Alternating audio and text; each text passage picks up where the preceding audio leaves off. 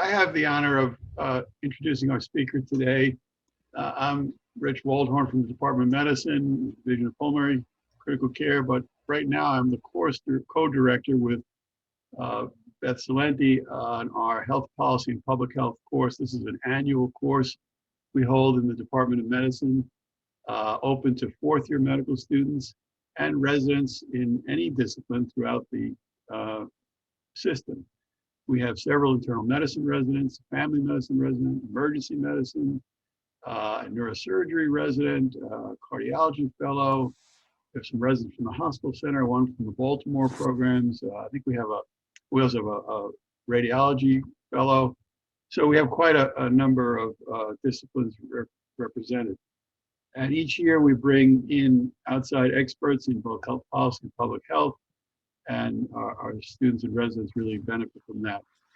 When we started this series a number of years ago, we negotiated to have two of the grand rounds during the month of the course devoted to public health and health policy. And at the very beginning of this series, maybe 7 or 8 years ago, 6 or 7 years ago, I think it was, I reached out to former Secretary of HHS, Sylvia Burwell, and I asked her who she would recommend to speak on developments in health reform and health finance reform. And she said, without a doubt, the best person would be Dr. Meena Seshamani, who was then at HHS. And so this is the second time Meena has addressed this Grand Rounds group for us. And since that time, she's joined us at MedStar, which was a real pleasure to have her now part of our system. And she currently serves as Vice President for Clinical Care Transformation for MedStar Health. She was formerly the Director of Clinical Performance Improvement at MedStar, and before that, as I mentioned, at HHS, the former Director of the Office of Health Reform. She's a graduate of Brown University, University of Pennsylvania Medical School, as a PhD in Health Economics from Oxford. She's an otolaryngologist, head and neck surgeon, did her residency at Hopkins and practiced out in San Francisco, but is now on our faculty in the otolaryngology department. So as you see, she has many talents, and but most of all, she's a terrific teacher and leader in the field. She's recently been tapped by the incoming Biden administration to be part of the transition task force to work on health-related issues, and she's a national expert and a real asset to our program, and we're delighted to have her back again. Meena? Thank you. It's wonderful to be here. Again, it's really wonderful to be here, and it's hard to believe that much time has passed since I last gave Grand Rounds. Certainly we are in a very exciting time for health policy. We are experiencing the pandemic, which has exposed a lot of things that I think a lot of us working in healthcare already knew were issues that needed to be dealt with, but really brought it to light in a way that I think the public is much more aware of it. And that has certainly led to a lot of activity in terms of how do we improve how we provide healthcare to our country, both on the public health side, but also on the other aspects of healthcare. So as Rich mentioned, I recently completed work. I worked on the Biden-Harris transition, but nothing that I'm going to say here is reflective of that. I finished with the transition in January, and I am back at MedStar full-time. But just to kind of give that caveat, what I'd like to do is spend some time with all of you thinking through, where do we go from here? COVID-19 has exposed many issues in our healthcare system, and a lot of us working in healthcare have experienced it firsthand. And so what are things that can be leveraged moving forward to be able to make changes accordingly to our system? Okay, there we go. So objectives for this talk. First, to have everybody develop an understanding of key health reform areas that I'll touch on. identifying how COVID has impacted those areas and how the system has responded, and discuss opportunities moving forward. Again, knowing that all of this is ever evolving. And really, I'd like for it to be an opportunity to hear from some of you as well of what you think are opportunities that policymakers and leaders in the healthcare system, payers, providers, et cetera, can do. So first, COVID-19. I don't think I need to go through all of the ways in which COVID-19 has completely disrupted life. So I just thought I would just start with an image of the virus that is, front and center in all of our minds. And what I hope to do is focus more specifically on a few areas. So, and a few areas related to health reform. So kind of three areas that health reform traditionally has looked at, and that I think we'll be looking at even more in light of COVID-19, are health insurance coverage, value-based care, and health equity and social determinants of health. So I'll kind of walk through each of these, first with kind of just a basic understanding of what some of the issues are, and then what the impact of COVID-19 has been on these areas, and then what might be some opportunities moving forward. So first, starting with health insurance coverage. So some basics around health insurance coverage, which may be common knowledge for some of you, but there are different types of health insurance coverage. You have private and public insurance. So in private insurance, where the majority of people obtain health insurance, you have employer-based coverage, and then you have non-group, so people who get health insurance coverage outside of their employment. So all of us is working at MedStar, we all get our health insurance through MedStar, or else through someone else, largely through employment-based coverage.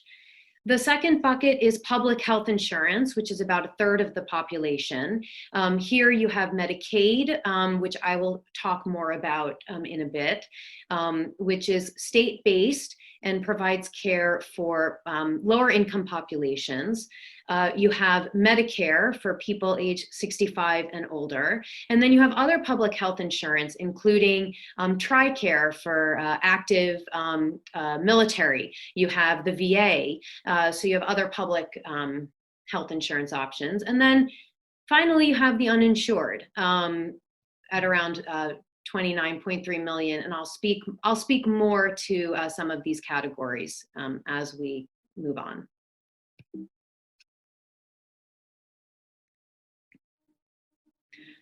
So certainly the last big round of health reform was with the Affordable Care Act. So I thought I would touch on two ways that the Affordable Care Act influenced health insurance coverage. So the first is the marketplace. So for people who are not eligible for other sources of coverage, they can obtain health insurance through a marketplace. So traditionally, one of the issues has been that health insurance ultimately requires risk pooling. You're paying in premiums to an insurance company who is making a bet on whether you will end up getting sick and generating claims. And for the insurance company, they want to bring as many people as possible into the same pool as you, so that way the risk evens out. Where if one person ends up being super sick, there are a bunch of other people who didn't get sick at all, and the premiums end up covering that amount. So traditionally, when an individual went to an insurance company and said, I want to buy health insurance, the insurance company is like, I need to protect myself against this risk, because as a lot of you know, like small sample size means huge variations. So what the marketplace does is it creates an opportunity for risk pooling for people who don't have other avenues for that risk pooling, either through their employment or through some of these public programs. Along with that, the marketplace provides tax credits that can help make insurance more affordable. So there are 15 state-run marketplaces, and the rest are supported by the federal government, either run by the federal government or supported by the federal government. And these marketplaces offer a variety of plans at different levels of coverage: bronze, silver, gold, platinum, based on the generosity of the coverage of the benefits. And as I mentioned, there are tax credits for those who qualify based on income level, based on the federal poverty level. So from 100 to 400% of a federal poverty level. And I've given you what that translates to for 2021. So about $22,000 annual income for a family of 3 to about $88,000 for a family of 3. If you're in that bracket, then you qualify for these tax credits. And what the tax credits do is they limit the percentage of income that is spent on the premium for a silver level plan, ranging from 2% to 10%, depending on what the income is of the household. So the marketplace is one way that more people were able to get insurance, and the other way is Medicaid. So as mentioned, Medicaid is a federal state partnership that historically was geared towards children, parents, pregnant women, and the disabled. So from that, a large group that fell through the cracks was childless adults who, if they didn't have insurance through their employer, and if they didn't qualify based on their income level, they could be left without affordable coverage options. Under the Affordable Care Act, states have the option to expand Medicaid coverage to 138% of the federal poverty level. So again, I've given you just a sense of what that translates to. And most states expanded, but 12 states have still not expanded. In those states, the median eligibility for parents to get Medicaid coverage is around $9,000 for a family of 3. So if a family makes more than $9,000 in a year, they are not eligible for Medicaid. And I think, as you know, if you make $9,000, $10,000 a year, it will be very difficult to afford premiums, and they fall into this coverage gap where they're not eligible for premium subsidy in the marketplace because they're below 100% of the poverty level, and the tax credits go from 100 to 400. Also, adults without dependent children are largely ineligible. Even if they fall under this median eligibility, they tend to not be eligible for Medicaid, again, based on historically how Medicaid has provided coverage. So that's like how the ACA, at a high level has worked to try to address the issue of insurance. And here, this shows the trend from the time, from before the ACA was passed to when the ACA went into effect, what the trend line has been for the number of uninsured and the uninsured rate. This is just for the non-elderly population, because again, those 65 and older go into Medicare. So you can see how the ACA enactment and operationalizing of the marketplaces and Medicaid expansion did lead to a significant decrease in the uninsured. And more recently, the numbers started ticking back up. So, and I'll talk a bit about that. So who are the uninsured? 85% of them are working age adults, 19 to 64-year-olds. Around 60% have a high school education or less. Most of them are low income. They're disproportionately male, African-American, Hispanic, and from the South. And over 40% of them are outside of the reach of the ACA. Either they live in a state that lacks Medicaid expansion, they are an immigrant where they're subject to eligibility restrictions, or their income made them ineligible for financial assistance. So that just gives you a sense of who are the uninsured. And this is why there's a lot of talk around Medicaid expansion, because as you can probably gather by these statistics of the uninsured, these are the characteristics of the type of people who would fall through the gaps if a state did not expand Medicaid.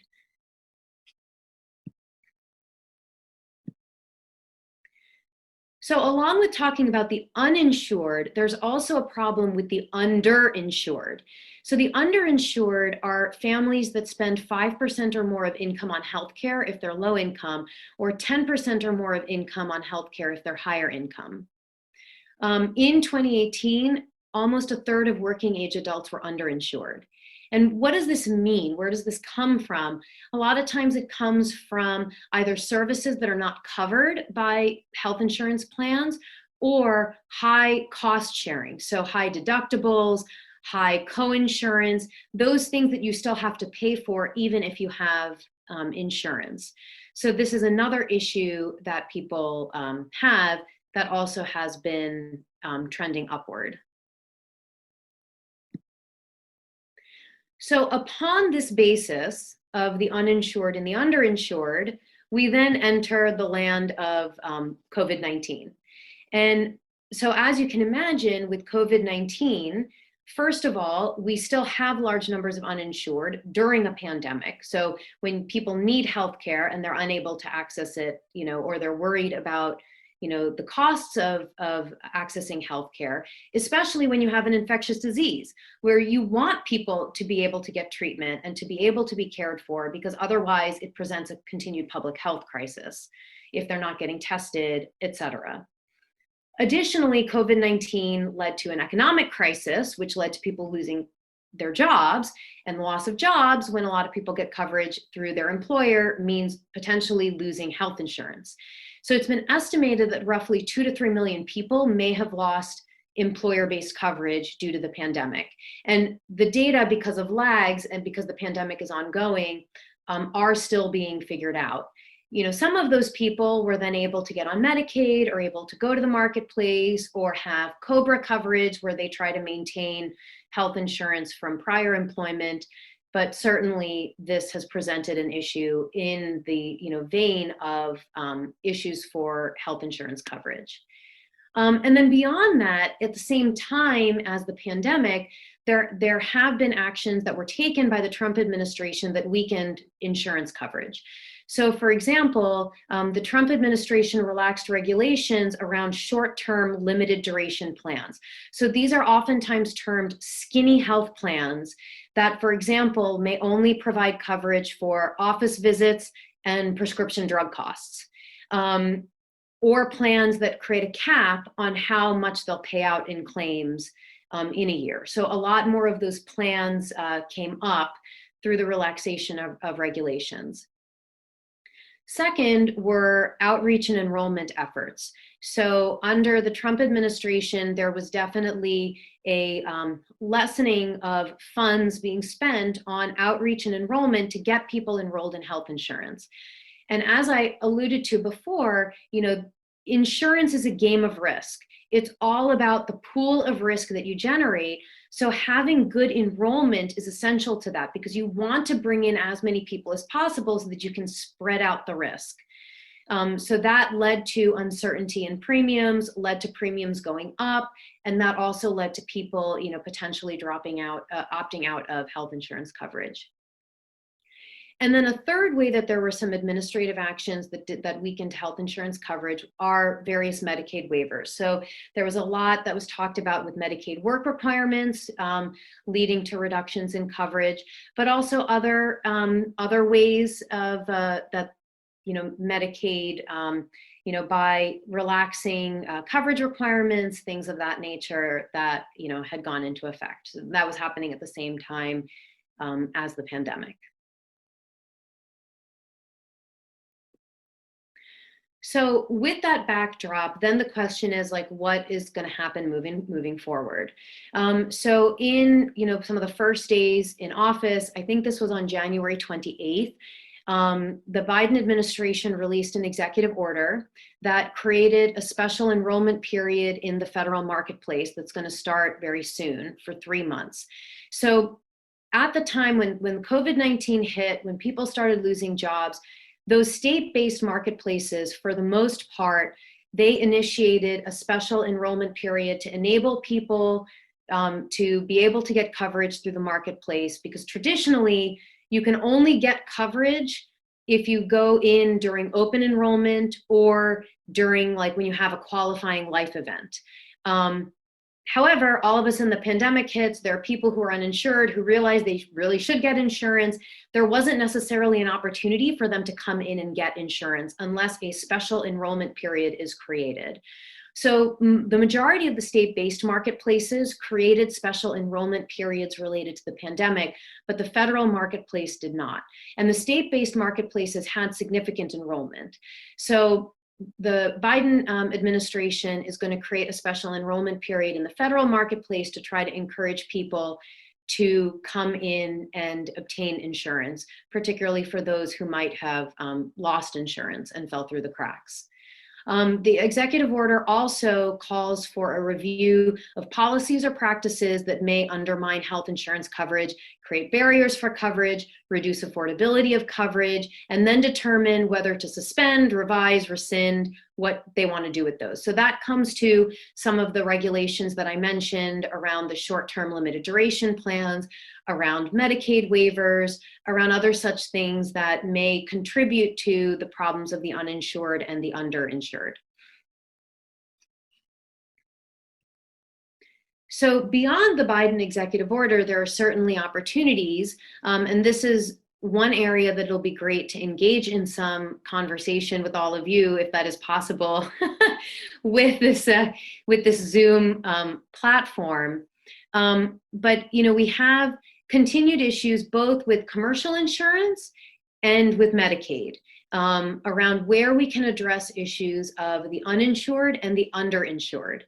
And given how health policy is ever changing, we are in the midst of policy debates around this because Congress is currently working through a budget resolution to have another COVID relief package where some of these things are being considered. So I understand that those of you in the policy course met yesterday to learn about the process of a budget resolution and reconciliation, and I'm happy to talk more about the processes as well if you all want. I probably don't know it as well as the lawyers do. But generally speaking, the various committees in the House and in the Senate who have jurisdiction over healthcare issues are right now thinking through of ways that they can address issues of uninsurance and underinsurance. And some things that are being discussed are the premium subsidies. Are there ways to make health insurance premiums more affordable by adjusting the subsidies? That can come in two ways. You could look at increasing the subsidy amount. As you may remember, right now the subsidies are pegged such that people spend between 2 and 10% of their income on health insurance. One of the ideas that's being floated is to make the upper limit 8.5% instead of 10% to try to make insurance more affordable. Another issue that has been discussed is the cliff that happens. If you're at 402% of the federal poverty level right now, you don't get any subsidies. So you go from only spending 10% of your income to spending however much because you have this cliff in subsidies. So that's also something that people have talked about. On the Medicaid side, there has been a lot of discussion around Medicaid expansion and how to encourage those remaining 12 states to expand Medicaid. So as some of you may have seen through the news, there is talk of creating an enhanced federal match for a few years for states to come in and expand Medicaid, to try to encourage them to expand Medicaid. And there may be other opportunities as well. For example, looking at women who are postpartum. Right now, states only have to give like 60 days of Medicaid coverage for postpartum women. And there has been a lot of policy movement around making that a year so that you actually can provide coverage for women for a year after giving birth. So there are other such policies that are being discussed. So, that's like some of the things that are out there that are being discussed. And if possible, I would love to hear thoughts from all of you, particularly those of you who are taking the course, what your thoughts are in this area, maybe what you all have seen. As providers, I'm sure that issues of insurance have come up with you as you are taking care of patients and where you see the gaps that you think could be addressed either administratively, or through legislation. And Rich and colleagues, I don't know how you want to do this. I can't actually see the chat when I'm sharing my screen like this. So if people are putting things in the chat or whatever, someone may just need to let me know. Great. I'm happy to handle the chat, Meena.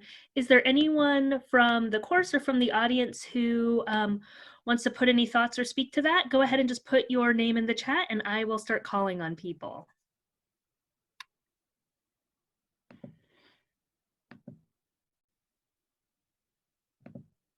And don't be shy. No idea is too, silly or too out there. I mean, this is an area of like ongoing debate, discussion.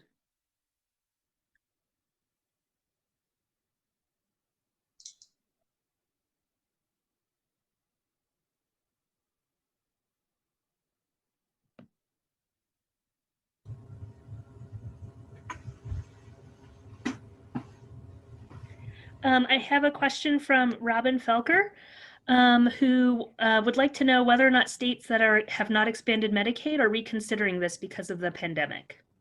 That's a great question. So, in fact, after the pandemic started, 2 states expanded Medicaid, Missouri, and right now I'm blanking on the other state. It'll come to me.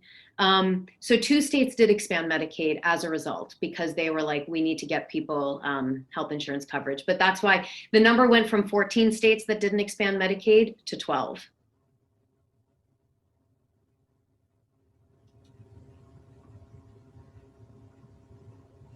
Great. And I just had a request. Could you just restate or rephrase the question? Just if any of you have any thoughts or ideas on how policymakers should try to address the issues of the uninsured or underinsured, particularly if you have experiences as providers working with your patients of where there could be opportunities.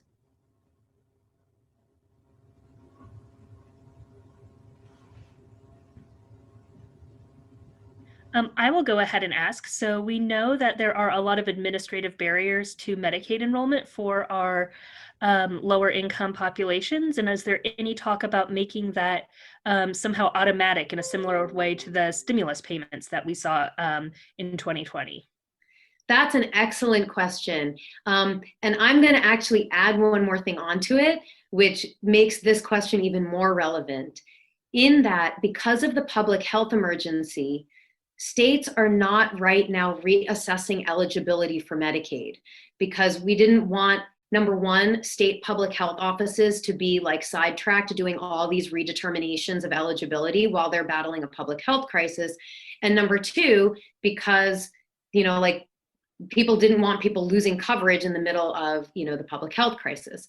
What that means, though, is when the public health emergency is over, states are going to have to spend all this time doing Medicaid eligibility redeterminations. And there's a lot of concern that this population is one that may not be living in the same place that they were living in a year ago. And could that mean that like people are all of a sudden going to fall off the rolls of Medicaid?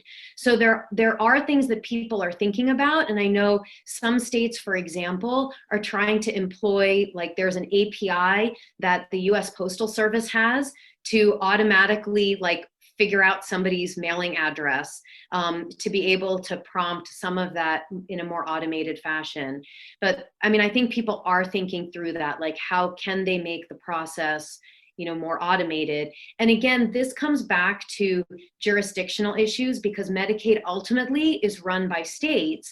So the role of the federal government there is more around providing ideas, best practices, incentivizing things of that nature.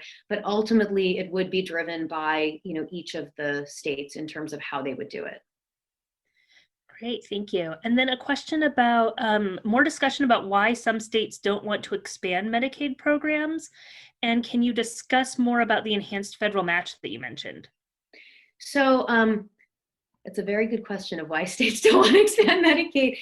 I mean, to be honest, I think quite a bit comes back to politics. The states that have not expanded Medicaid are, have Republican legislatures by and large. I think there's politics involved. I think there is concern also about state budgets, whereby when you expand Medicaid, Medicaid is already the number one budget item for state budgets, and there's concern about what expanding Medicaid could mean for state budgets.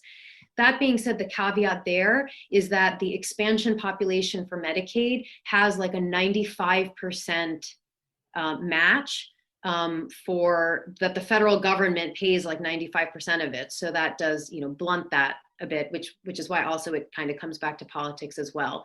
I think in terms of the enhanced match, that's being considered now in the current COVID reconciliation process. I think it's still out as to what it would actually be. I think there are analyses going on, like Energy and Commerce just floated something about creating, I think, like an additional 5% for 2 years or something like that.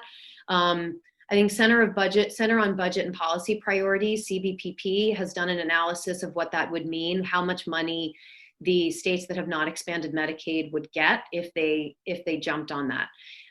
But again, this is where there will be this push and pull between like what states are willing to do, what they want to do, and what that means in terms of, the overall cost of, what the COVID package is. And I guess that comes back for those of you who were not part of the, law school lecture yesterday, how the whole budget process works. So a budget resolution was passed where, Vice President Harris did the tie-breaking vote where they set kind of the guidelines. So this much amount of money can be spent on like these different sectors, healthcare, national security, education, et cetera. The deficit can only be increased by this amount. This much would be in federal outlays. And so then based on those overall parameters, now all the various committees that have healthcare jurisdictions are trying to sort through details. And then there'll be a House bill, a Senate bill, and then those will come together in what they're anticipating will be a reconciliation process to create one bill that, would then, be voted on. So that's kind of like how the process will work. So that's why like what they decide to do in terms of a match, that creates budget that then goes against what the overall budget resolution is putting forward in the guidelines. So there's going to be this like push-pull between these various proposals. Great. And I see another question here in the chat from Dr. Nathan Cobb about telemedicine lowers the barriers for people without transportation and lowers costs for providers. How do we avoid losing and continue building on what we have done within COVID? That is a great point, and that is the next part of this presentation. So the last thing, and I just looked at the time, so I'll move on. The last thing that I will mention is the issue of underinsurance. I think that there is a huge opportunity to make health insurance simpler for people to understand. And I say that as someone who is a health insurance expert and yet spends an inordinate amount of time on the phone sometimes with my own health insurance, like arguing about deductibles and copays and things like that. But I think that there's a lot of room for improvement there as well, where part of the problem with underinsurance is that people don't know what they're getting. They don't understand like what they're buying because it's so complex. And so that is another area I think that there's room for improvement. So, okay, so with that question, I will move on to the next section, which is value-based care. Why it's not working, there we go. So just as some background on value-based care. So, value-based care comes back to overall delivery system reform. How do we improve the way that care is provided? And there are kind of 3 buckets to this: incentives, care delivery, and information. So under incentives, this is where, there's been a lot of work to move away from fee-for-service to, test alternative payment models that are going to promote the kind of care that hasn't generally been rewarded when you're just thinking about E&M codes and CPT codes. And how do we bring in quality metrics, outcome measures? The second is care delivery. How do we encourage more integration and coordination of clinical care services to break down some of the silos that have traditionally been there, because that's how fee-for-service largely works. And then third, information. That's not just about interoperability with electronic medical records and improving usability of electronic medical records, but also around bringing information to the point of care to improve decision-making and creating more cost and quality transparency accordingly. So that's like the basics of, delivery system reform. and going through some examples. So in the Affordable Care Act, there's this Medicare Shared Savings Program that some of you may know as accountable care organizations. So this was established to encourage groups of providers to take accountability for the cost and quality of care of their patients. So they have a group of patients attributed to them. If they meet quality benchmarks, then they can share in savings if their actual costs for caring for these Medicare beneficiaries is less than what was predicted. And depending on the track that they're in, if the costs are higher than the benchmark, then they can end up sharing in the financial accountability. So this is to encourage more of that, like, hey, you know, if you have a way to reach out to your patients to provide better care that traditionally wasn't reimbursed by fee-for-service, you know, if you're providing better care, you hit these quality benchmarks, you actually end up saving money because the patient doesn't get sick, doesn't come to the hospital, you will get the money, you know, through these other, you know, shared savings mechanisms as a way to try to move the aircraft carrier, if you will, of fee-for-service payment to be better aligned with what we all want to do. Another example are these episode-based payment models or bundled payments. So an example here is the joint replacement model, where basically there's a 90-day window from the time of surgery to, you know, after discharge, where hospitals have like a target price that they're supposed to hit. And if they hit it, then, and if it didn't cost as much, they keep the savings. If they go over, then they're financially responsible for the difference. And there are quality metrics that they're accountable to as well. So that's like the bundled payment approach. And then the third basic type of, you know, alternative payment model, if you will, are these patient-centered medical homes. So accountable care organization, bundled payment, patient-centered medical homes. So an example here is the comprehensive primary care program, where a care management fee is provided to primary care practices so that they can invest in care management and coordination. So things like a health coach or a nurse care manager, activities that generally don't generate an E&M code or CPT code, but we all know are good for patients and for providers as well to kind of, you know, have a more team-based approach to care. And, you know, with these models, there are also incentive payments based on quality and utilization. The other thing here is that the more advanced versions of these models actually move away from a fee-for-service structure where primary care practices actually enter more of a capitated model where they're just paid a fixed amount based on their patient panel, regardless of, you know, what ends up happening in terms of the care provided. So from that like extremely quick overview of value-based care into what has happened with COVID-19. So there's been quite a bit of work about how providers who invested in value-based care alternative payment models had some resilience to be able to weather the storm and to actually respond to the pandemic.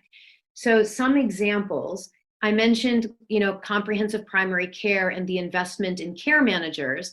Those providers that had these care managers were able to leverage them to both follow COVID-19 patients after discharge to make sure that they were isolating, that they had, you know, food, things that they needed, and also to proactively reach out to patients to make sure that they were getting their healthcare needs addressed and were keeping themselves safe from COVID-19, particularly for the elderly populations.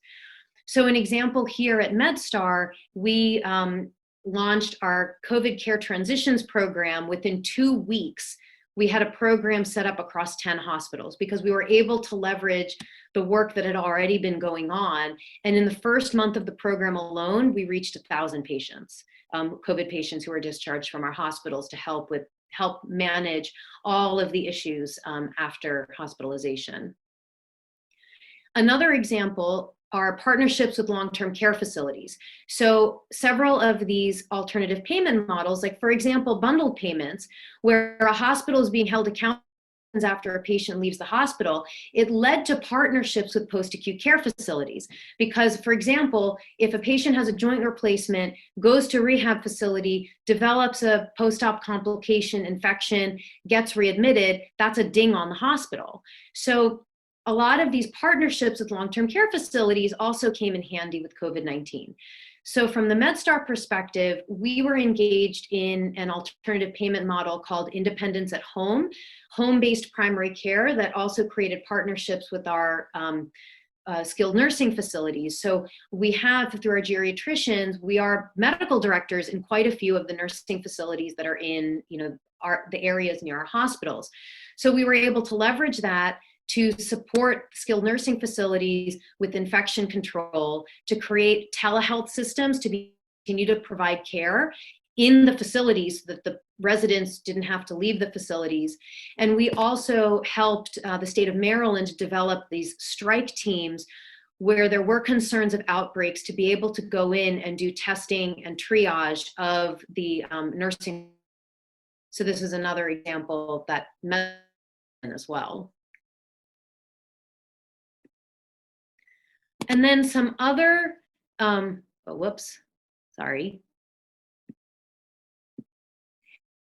other examples of health system resilience thanks to delivery system reform efforts. Some hospitals have created hospital at home models and other non-traditional models of care to be able to manage hospital capacity. So providing, more acute level care in the home, telehealth, home health, et cetera. And then finally, I mentioned the move to more capitated population-based payments in primary care. That huge primary care practices, especially smaller primary care practices who experienced otherwise significant financial instability because of declines in utilization from the pandemic. Those who were in these kinds of models had income security because they were continuing to get payments, and they oftentimes had support with these care managers and such to be able to continue to take care of their patient panel, even if their patient panel was not able to come in or was getting sick with COVID. So this leads to what was raised about the rise of telehealth. So, as we all know, there was a tremendous increase in the use of telehealth during the pandemic. In part, payment waivers were provided, payments for telehealth because of the era of social distancing and people still needing to access care. So this enabled the maintenance of ambulatory care. And I will say that at MedStar, behavioral health continues to be primarily by video visits. It also supported the development of those care management capabilities where you can have remote patient monitoring, you can do video visits so that you're able to contact patients who have transportation and other issues.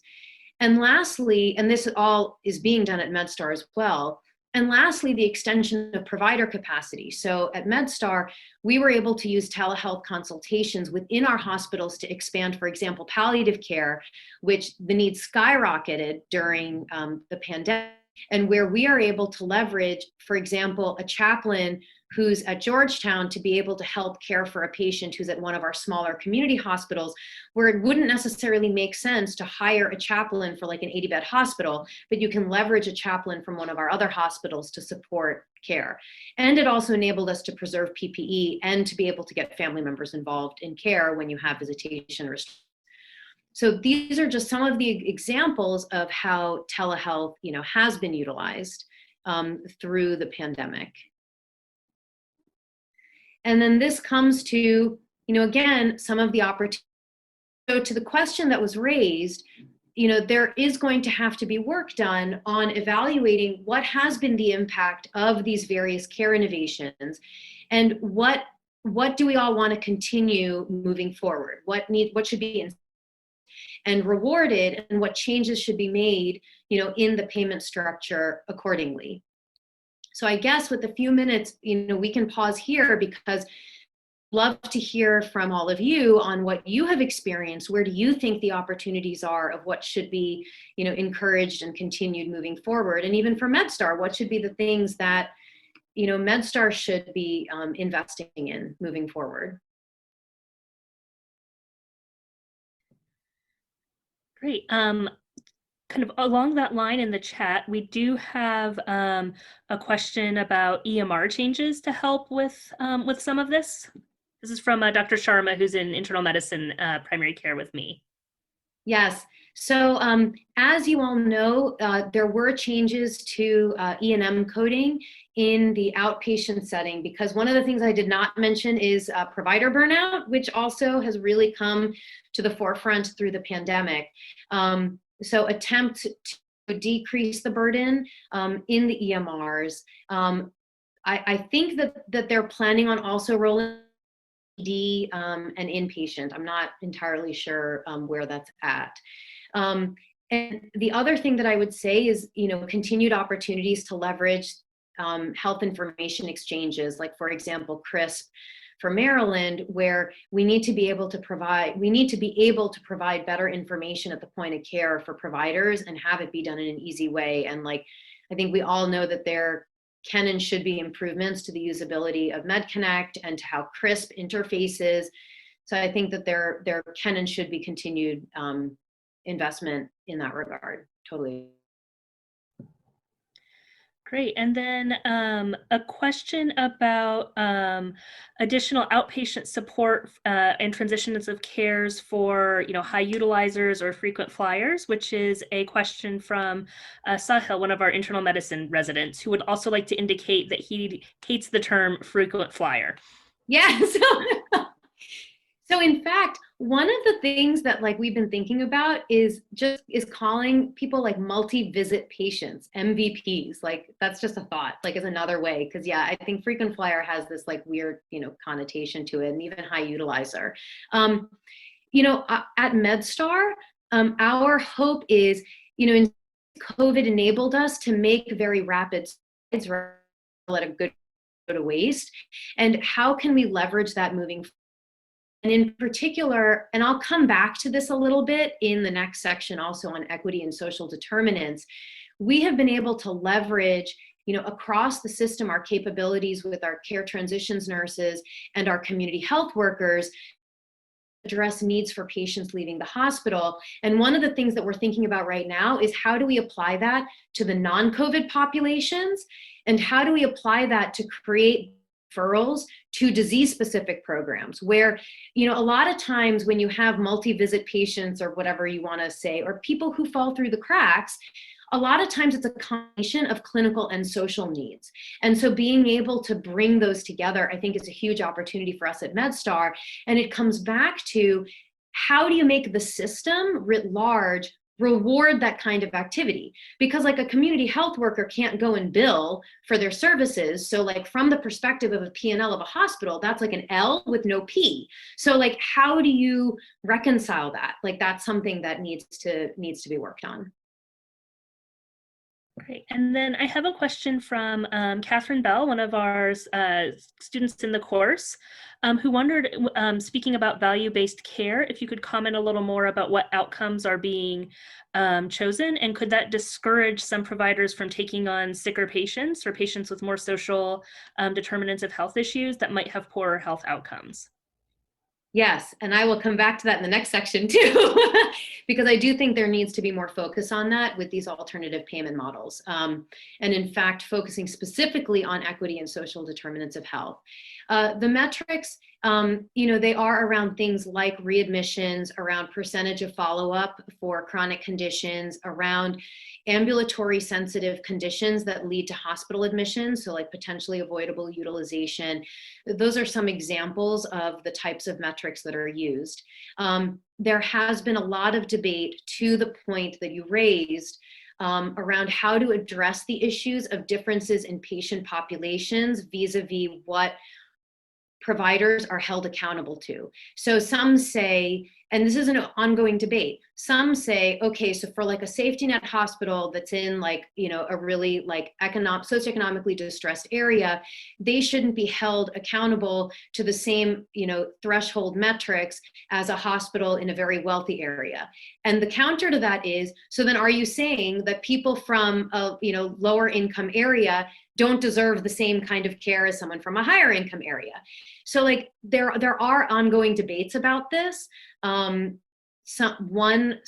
thing that I know Blue Cross Blue Shield Massachusetts did is they said, we're going to have the same kind of threshold metric that we want everybody to achieve, but improvements for hospitals that are in some of these tougher areas will be rewarded more than improvements for hospitals that are in like a well-to-do area. So there are like ways that people, are trying to get at this, but you raise an excellent point. And risk adjustment is always an issue that people are constantly looking at too.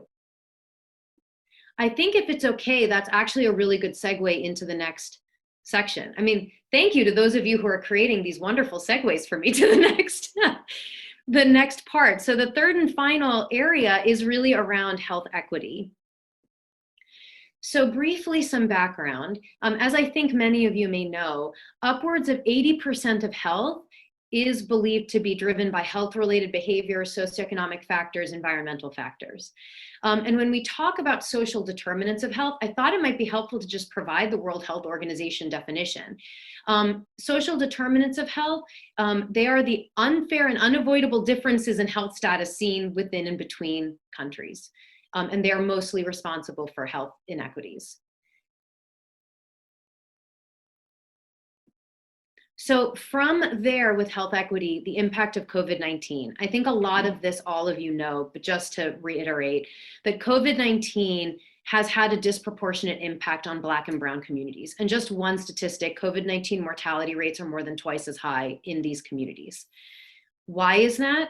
The vast majority of hospitalized patients have one or more underlying conditions, which are conditions that disproportionately impact low-income and minority populations.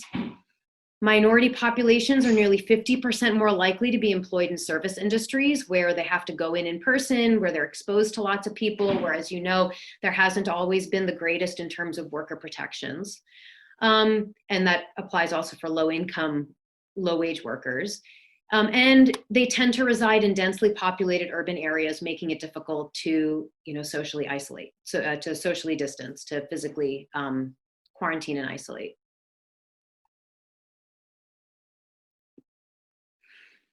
Another aspect that came about through COVID-19 was the increasing recognition of the role of the community workforce.